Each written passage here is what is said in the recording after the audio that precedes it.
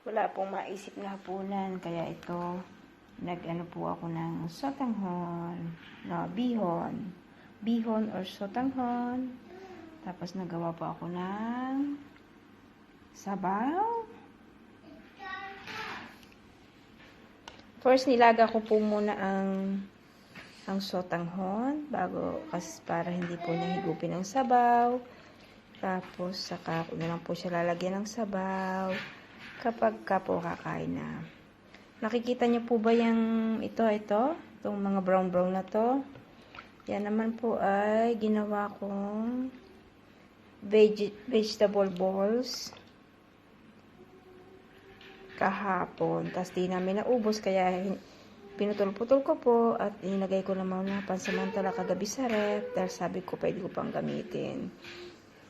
Ayun, kaya ito na po ang aming dinner sa malamig na panahon. Lemon. Buon appetito. Ang akin naman pong bunso, dahil ayaw niya na po ng mga kung ano-anong lahok, ay ito na lang po ang ginawa ko.